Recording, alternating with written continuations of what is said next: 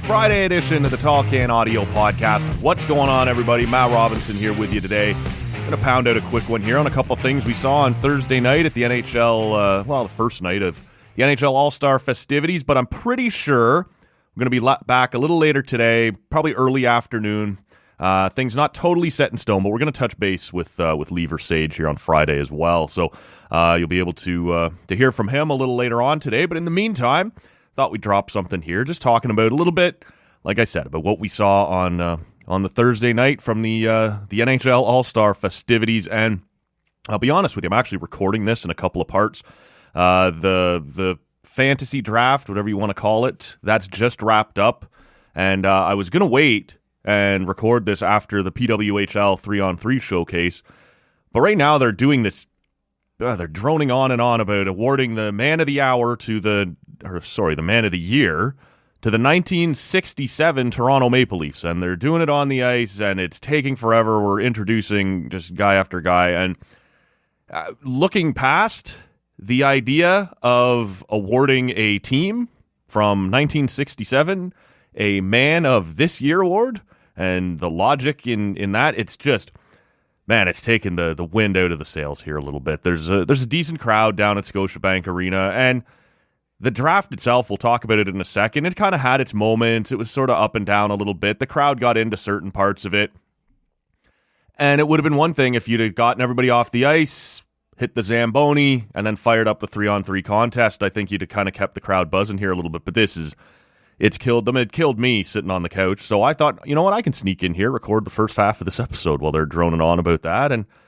yeah, look, I sort of get it. You're in Toronto. It's a decent opportunity to do some things to honor the history of the team, but this felt a little forced. The fact that you're putting it on national TV, and doing it on the ice in front of this full 20,000 seat, whatever. It feels like a little bit much, especially when you know how the rest of the country and, does anybody on ESPN forget about the rest of Canada who hates the Toronto Maple Leafs? Forget what are people in ESPN thinking about watching the 1960s? This isn't how you grow this, right? Try and clip it along, a little more modern broadcast, move things a little faster, get to it. This isn't how you do it. And if I'm, as a hardcore Leaf fan, not interested in watching this, I don't know who else was interested in watching this. The draft just wrapped up. Look, people are being hard on it on Twitter, and I get it. That's sort of what Twitter is for. I didn't think it was as bad as a lot of other people did. Now, I didn't think it was great. It had some cringy moments, but I didn't feel like it was the disaster that some people are painting it as online. I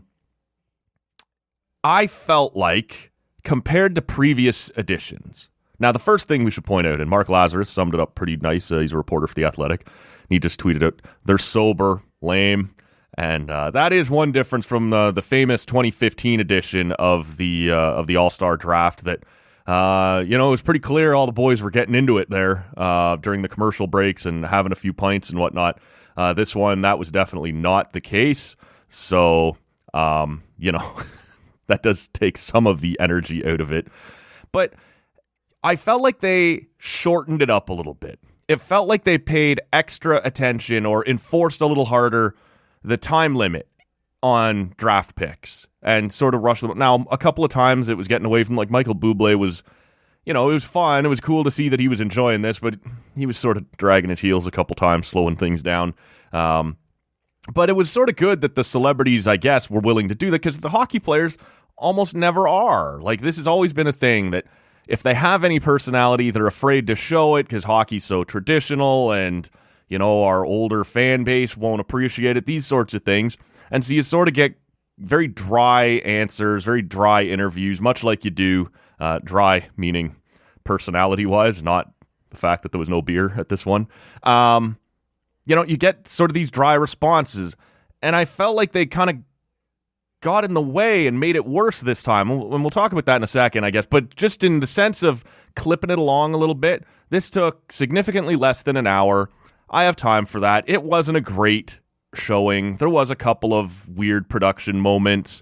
There was a couple of things that didn't clip, but I didn't feel like it was as painful as some people did. I thought it was fun. I thought it could have been more fun had you let the players' personalities shine a little bit more on their own. And I guess what I mean by that is in between different rounds or in between different picks, David Amber from Sportsnet and John Buccigross of ESPN, they'd like interview one of the captains. And I know they're sort of, I guess, trying to have fun, but the interview would be, or the question would be along the lines of like, you know, what do you see out of your team or whatever? Something like you would ask during a media scrum or in between periods. And so they're sort of having to, they hate those questions even in the game. And now you're sort of like, I don't know, man, this is an all-star game. We're just drafting our buddies and the most skilled guys, and whatever happens is going to happen. But they're not going to say that. It's going to have to be, well, you know, these guys got a lot of speed and skill and, you know, could really back up. Like, just move from pick to pick. Stop asking the stupid questions. And they would do the same thing. They'd go into the area where the players were that hadn't yet been picked and ask them, you know, fairly cringe moment. Nick Suzuki, the captain of the Montreal Canadiens, like, you know, what do you think of this format? And you should have been like, well, I'm still sitting here and nobody's picked me yet, so I guess I hate the fucking format. Could you get this microphone out of my face? I don't know. I just feel like if you would just kind of go pick to pick to pick without David Amber or Buccigross asking these extra questions, you know, putting them on the spot with different things, maybe it could build some momentum between the guys. Maybe Matthews says to Hughes, oh man, that's who we were looking to take, and as a, you know, payback, we're going to grab this one of your teammates. We'll take Brock Besser, or little things like, and you could kind of build up between just the guys without trying to have the hosts interfere. And essentially, if these guys don't like interacting with the media, take the media out of it as much as you can and just let them have a good time with it. I understand there has to be someone kind of keeping it moving along a little bit, but at times it felt like they did the opposite. One of the funnier moments, of course, comes at the end, and someone in theory is supposed to get picked last, but we did that twice. The first time was Phil Kessel. Everyone remembers that. I believe the second one was Logan Couture, I believe, was the guy who got picked last. And then it turned into, you know, as a sympathy thing, or so that nobody would feel bad about themselves. We'll give the guy who gets picked last a car. And so then in the 2015 edition, Alex Ovechkin is lobbying, again, hammered, to be picked last so he can get the car. And that would have been an easy way out because everyone knows Ovechkin at the time wasn't actually the worst player there or the guy who was going to get picked last for any other reason. It didn't end up falling that way, but that was a PA thing, right? If we're going to do this again, we don't want guys getting picked last. The idea of someone just sitting there as the last guy to get selected. So this year they implement that when we get to the last four, because there's four teams, right? This is this 3-on-3 tournament. It's not the East versus West, just two teams anymore. It's four teams of 3-on-3. And so when we get down to the last four guys, we're going to bring out these envelopes, and Dave Keon's going to do that, and we're going to shuffle them, and, you know, everyone will then get their envelope picked, and they'll be assigned to their team, so no one will be picked last. And essentially what the PA has done is make it so that one guy who was going to get picked last is spared that, but three guys join him, and all four of them now get to feel bad. We'll never know which one of you losers was going to be the last one to get picked. We don't want your feelings to be hurt, so we will all look at you and we'll all hand you your little sympathy envelope and send you over there. And it ends up, Oliver Bjorkstrand from the Seattle Kraken, he's the one who gets his envelope last. The other guys have gone to their team, so he's still someone is the last one standing there getting their envelope. And the funny tie-in for Oliver Bjorkstrand, the poor guy, he didn't even want to go. He had an Airbnb booked with his wife. He was going to San Diego to have himself a little holiday. And then the NHL comes knocking, and they pick a guy from each team, right? And they say, from your team, we want Oliver Bjorkstrand. And they're kind of asking him, he goes, all right, like, he didn't put up a stink. He didn't complain about it, but the media did ask him about it, you know, back in Seattle. And he said, well, you know, I was looking forward to a vacation, but it's an honor to go to the All Star Game and all the things you have to say. Well, sure enough, he's the guy who gets there, and he's the last one standing there getting his little pity envelope and having to, I didn't even want to go. Now here I am, the poster child of this year's fucking draft. Just brutal. So, you know, if you'd just let somebody get picked last, you spare all four of these guys. You know, someone's going to go last. You give them a car. I don't care if you have to, but I don't know. And the other thing, and I've said this before on the show, was the idea of not having all of these guys just pick their teammates, right? I've seen it. I've seen a 3-on-3 round or two of Austin Matthews, Mitch Marner, and Morgan Riley. I've seen it. I've seen Quinn Hughes and Elias Pettersson and JT Miller. I've seen it. So I guess I wouldn't even have done this. But the guys who had teammates there, right? Like the captains, it was Matthews and Riley. It was Makar and McKinnon from the Avalanche. It was Draisaitl and McDavid from Edmonton. And then Vancouver, it was going to be Quinn Hughes and his brother, Jack Hughes, from the Devils, and that would have been kind of fun. But Jack Hughes ends up injured. He comes to the game anyway to participate in the draft thing. But they had Elias Pettersson as his co-cap. So all of the guys there already have one teammate. That should have been enough. And I would have gone as far as to say, I'd have put in a rule, you can't pick your teammates. Now, I get it. A lot of you will say, come on, like that's stupid or that's too far. And maybe it is. But I would like these things to get mixed up a little more. And they didn't get mixed up at all. Matthews' first pick was William Nylander. The second pick was Mitch Marner. Quinn Hughes ends up with 5 out of 6 Canucks. It was only supposed to be 5 Canucks. Lindholm gets traded from Calgary to Vancouver on Wednesday, has to race around, gets himself there, and he's the only one of the Canucks guys who ends up on a different team. But now we've just got teammates. We've got 2 teams that are almost entirely teammates. It could have been so much more fun if Quinn Hughes steps up. He has the first pick and goes, we're taking Mitch Marner, and he's staring right at Austin Matthews while he does it. Matthews turns and goes, fuck you, then I'm taking Thatcher Demko. Like, it's already more interesting, right? We've put some spice into it. The draft gets a little rivalry. Matthews probably isn't going to say fuck you on the air, but power to him if he would have. But you know what I'm saying? Oh, yeah, you're taking my guy, I'm taking your guy. And now the gloves are off. Like, the rules of just having to pick your teammates are off. And you can end up going in some different directions. And you don't have to keep spitefully taking other guys' teammates, but you've made it clear right off the hop, this isn't just going to be the same old thing, and it turned out to be the same old thing. Matthews, Marner, Nylander, and Riley, Pettersson, Quinn Hughes, JT Miller, Thatcher Demko, Brock Besser. It's fine. It's the game. We know what the All-Star game is. It's always the same. But at least the whole point, right, was always in the past, man, what would happen if we ever got to see, Gretzky and Lemieux play together? And I know that one was in the West, one was in the East. But these sorts of things, right? It was going to be fun. Gretzky to Brett Hull. You never see it. But in an All-Star game, you could see it. And we got guys, because of the hockey culture, who show up now, and instead of doing that, just draft all their teammates. And you're like, all right, well, good enough, I guess.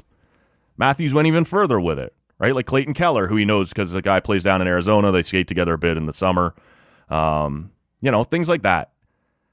Could you just loosen up and have a little fun with it? And I don't know whether, like I said, keeping the media out of it, and not out of it. I understand you need a host, someone to explain and someone to run the graphics and this and that. But not sticking the mic in there in between every pick, every round, and trying to make small talk with guys who don't want to make small talk. The celebrity hosts, harmless enough. It was kind of fun. Michael Bublé was clearly into it. There was a couple of times where I thought you could talk just a little bit less, but he was having a good time with it. Bieber looked like he was just kind of there to chill and, hobnob with, he's a hockey fan. He's just a chance to meet some of his idols or favorite players, maybe. Will Arnett was clearly enthusiastic, especially early on. It was funny watching him standing there in his Leafs hat with Draisaitl and McDavid. That was kind of cool. And Tate McRae, I said on the show, I don't know a lot about Tate McRae, but she seemed enthusiastic, right? I have no idea how much of a hockey fan she is. She talked on the broadcast that she would go to Flames games, so maybe she's a hardcore, maybe she's casual, I have no idea. But like, she was trying to have a good time with it and like interacting with the players and her co-captains and stuff. I thought she did an okay job. There was one time, because all these mics were live, you could hear, I believe it was when Quinn Hughes was taking Thatcher Demko.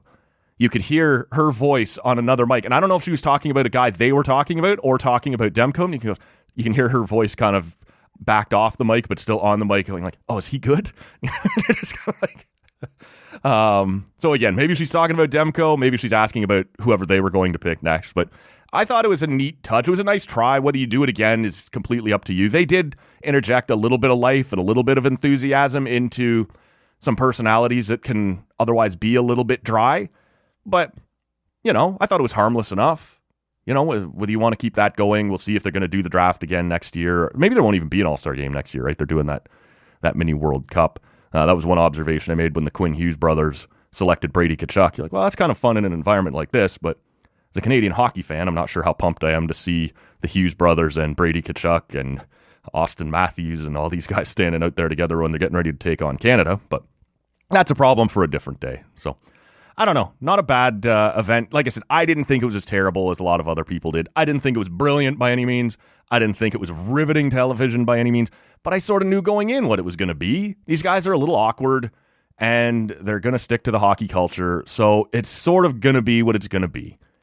And for me, that was fine. It was fine. We'll take a quick break here. I'm going to go watch the PWHL Showcase. We'll be back to talk a little bit about that, and then we'll wrap this one up.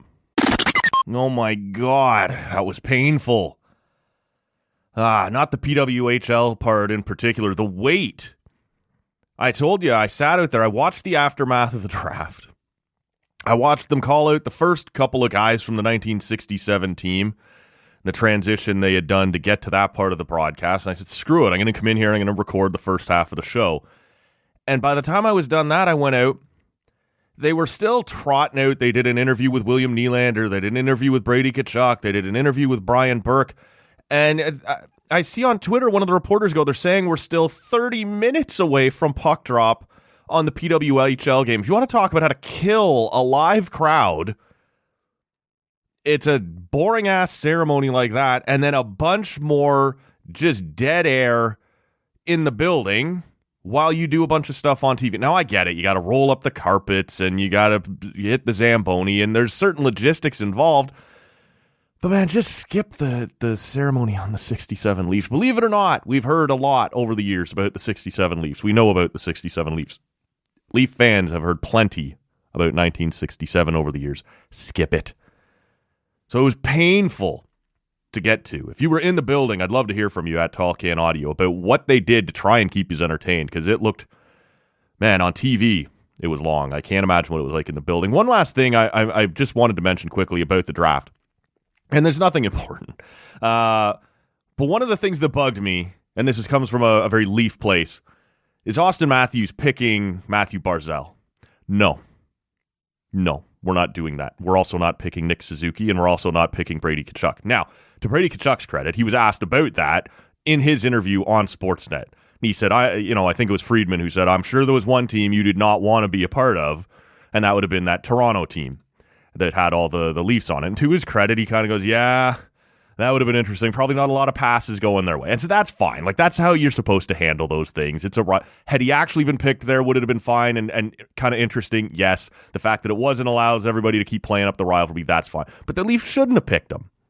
For their own sake and for his. They shouldn't have picked Nick Suzuki. And they didn't. So, fine. These are the little rivalry things.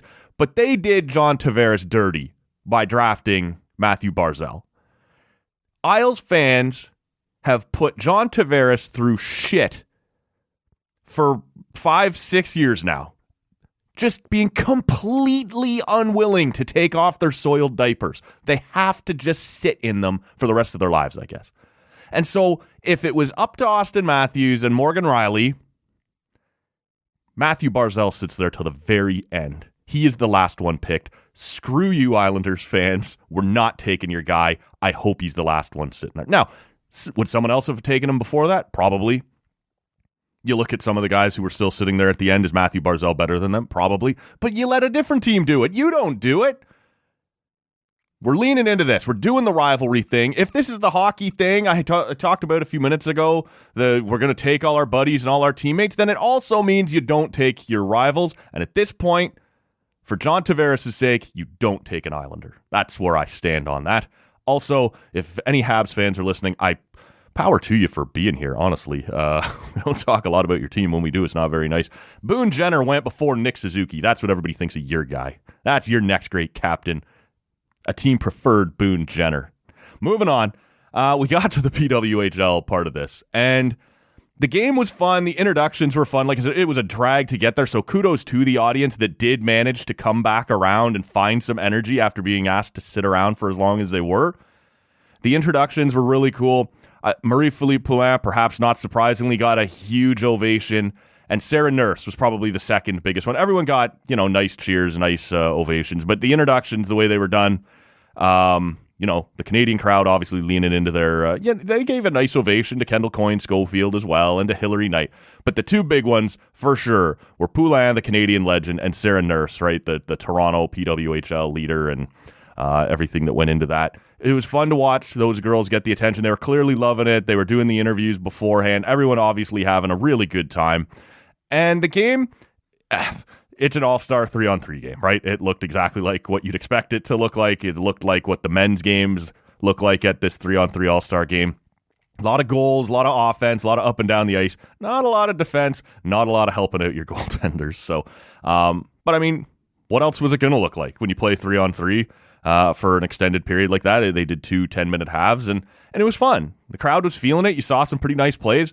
A neat little takeaway. I don't know if there's anything significant to it or not. I thought it was a fun story that Ella Shelton, who scored the first goal in PWHL history for New York against Toronto back on New Year's Day, also scores the first goal of the PWHL Showcase in NHL All Star history. However you want to phrase that. You understand what I mean. This is the first time the PWHL has been invited to do this at the NHL All Star Game, obviously being their first season, and she scores the first goal there. So if she's collecting firsts, couple interesting little, little landmarks for her there this season that she's going to get to put her name on both of them. So that's kind of fun. As for the rest of it, it sort of is what it is. Like I said, 3-on-3. I did want to touch on one other story, though, out of the PWHL that came out on Thursday, and that is this Battle on Bay Street, whatever they're calling it. It's later on in February when Montreal is in town to play Toronto. They're moving the game out of Maple Leaf Gardens and into Scotiabank Arena, and they're trying to do it up as a bigger event. And we heard some talk of this before the season started, right? That it was going to be a 24-game season or whatever it is, but 1 or 2 of your games might get moved to neutral site stuff. Now, we at the time thought maybe there would be a game at the Winter Classic. This was much earlier on. It turns out the league didn't even launch until January 1st, so obviously you weren't going to be able to get that done. But maybe at the All-Star Game, Toronto could have hosted Montreal. They decided to go this way instead. But we did hear there were going to be opportunities for the PWHL to go play at NHL events or in bigger buildings or different things that might take them out of these traditional, their current home buildings. So this is the first one of those we've seen. And it's going to be Toronto-Montreal. And instead of playing at the Gardens, which has a capacity of about 3,000, maybe just a little shy of that, I believe. And they've been selling that out. They've had great crowds down there. But they're going to move one of the games from there into Scotiabank Arena, and that'll be against Montreal. So we started hearing talk on Wednesday afternoon when they did a ticket pre-sale, that the ticket pre-sale was going really well, and that there weren't going to be a whole lot of tickets left for the public on sale date. And it turned out that by the end of the pre-sale on Wednesday, they had sold out the entire lower bowl, which holds about 8,500 at Scotiabank Arena. And so they were going to open up some more for the pre-sale, but they wanted to save some for the rest, the public on sale. And within 2 hours on Thursday of the pre-sale ending and it becoming a public on sale for anyone, sold out.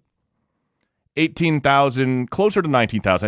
I think capacity is about 18,800. So they sold the whole thing out.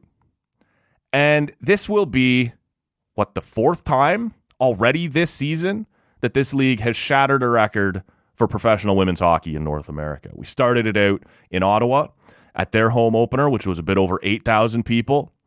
Only a couple of days later, it's in Minnesota, and they're playing at XL Energy Center, which is the home of the NHL's Minnesota Wild. They get to about 13,000. And then we just saw it switch again in Montreal. I don't have it in front of me who they were playing, but Montreal sold out a game at closer to 14,000. So here we are, Battle of Bay Street, Montreal versus Toronto. Should be a pretty good rivalry moving forward in the league, right?